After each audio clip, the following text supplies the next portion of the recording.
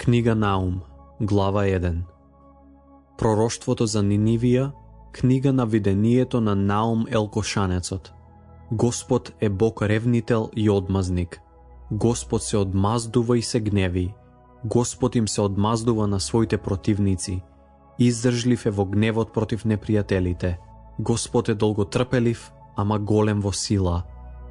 Никако, Господ нема да ги пушти виновниците неказнети. Неговиот пат е во виор и во бура, облаците се прав на неговите нозе. Му се заканува на морето и го исушува, ги пресушува сите реки.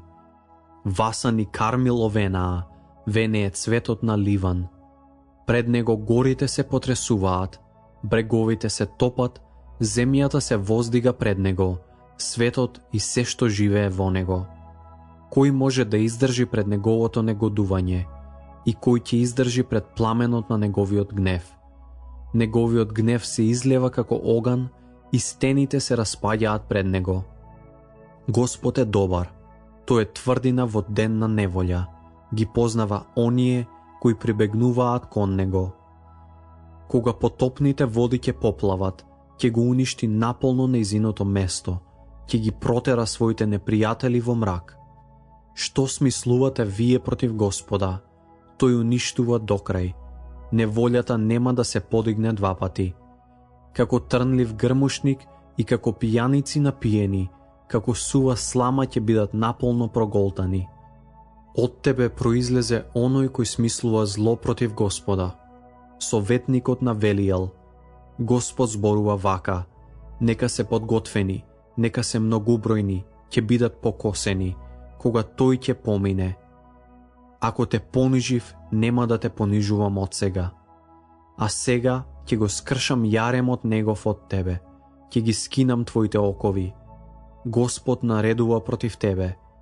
Не ќе се сее веќе од твоето семе, од капиштето на твоите богови ќе ги истребам резаните и леаните ликови, ќе го направам твој гроб, зашто си презрен. Гледајте, врз горите се нозете на оној кој носи добра вест, кој проповеда мир. Празнувај ги своите празници, Јудо, исполни ги своите заклетви, зашто Велијал веќе не ќе поминува преку тебе, тој е сосема истребен. Глава 2. Рушител се крева против тебе. Постави стража над зидовите, гледај кон патот, препаши ги бедрата, собери ги сите своји сили. Да, Господ ќе го обнови Јакововото величие, како Израелевото величие, зашто плячкашите ги ограбија, им ги истргаа лозјата. Штитовите на неговите јунаци се црвенеат, неговите војни се во црвено сукно, бојните коли блескаат како железни гламни. Во денот кога се подготвува, копјата се брануваат. Бојните коли беснеат по улиците, летаат удирајќи се една со друга, изгледаат како гламни, како молњи само светкаат. Си спомнува за неговите моќници, се сопинат во одот и таат брго кон нејзините ѕидови, обсадата веќе е поставена. Се отвараат портите од реките, палатите се растопија. Таа која стоеше тврдо, беше свлечена и одведена. Нејзините робинки цвилат како гласот на гулабите, се удираат во гради. Нинивија во своите дни беше како базен полн со вода. Тие бегаат сега. Застанете, застанете, но никој не се завртува. Грабете сребро, грабете злато. Му нема крај на благото, изобилство на скапоценности. Ограбена е, напуштена, разурната е таа. Срцето се топи, колената треперат, измачување во секое бедро, на сите лицата им се побледени. Каде е јамата на лавовите и местото каде лавчињата се хранат? Кога лавот и лавицата и малите лавчиња одеа, никој не ги плашеше. Лавот раскинуваше доволно за своите лавчиња, давеше за својата лавица, ги полнеше со плен своите пештери, со лов своите јами.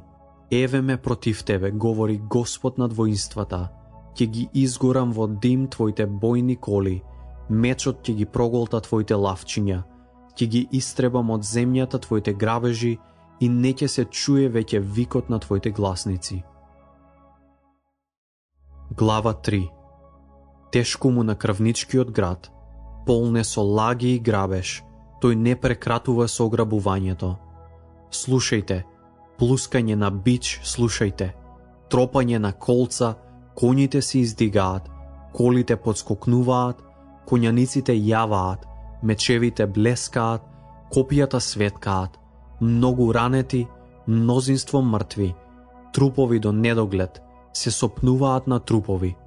Тоа сето е заради многуте разврати на блудницата, на милата љубовница, господарката на магии, која со својот разврат ги продава народите и племињата со своите вражања. Еве ме против тебе, говори Господ над војските, ќе ги подигнам преку твоето лице скутовите на твојата облека, ќе им ја покажам твојата голота на народите, твојот срам на царствата. Ќе фрлам смет врз тебе, ќе те засрамам, ќе те ставам за приказ. Секој кој ќе те види, ќе бега од тебе, ќе рече: Нинивија, каква урнатина, кој може да ја пожали, каде да барам тешители за тебе? Зар не си подобра од Амоновата Теба, која лежеше меѓу водите на Нил, со води обкружена, морето беше нејзин предзид, водите беа нејзин зид.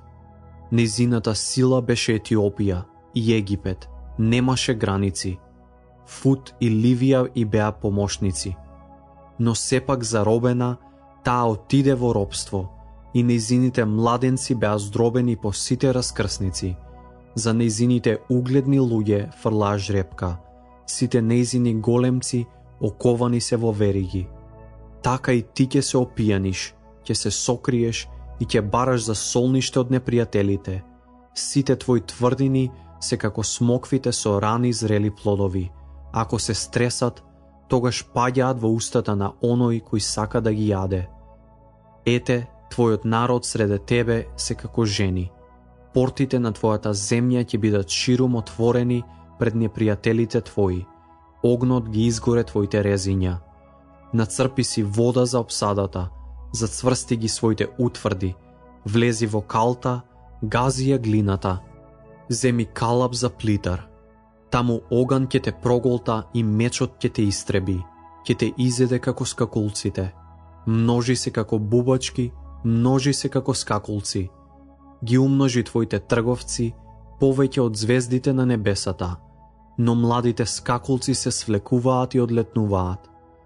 Твоите кнезови се како скакулци, а военачалниците како рој скакулци, што седат под зидовите кога е студено, но кога сонцето ќе огрее, одлетнуваат и нивното место не се познава каде биле. Твоите пастири спијат, о царе асирски, твоите моќници лежат, твојот народ се распрсна по горите, никој веќе не може да го собере. Нема оздравување за твојата повреда, твојата рана е неизлечива. Сите што ќе чујат за тебе, ќе плескаат раце над тебе, зашто врз кого ли не премина твојата злоба постојано.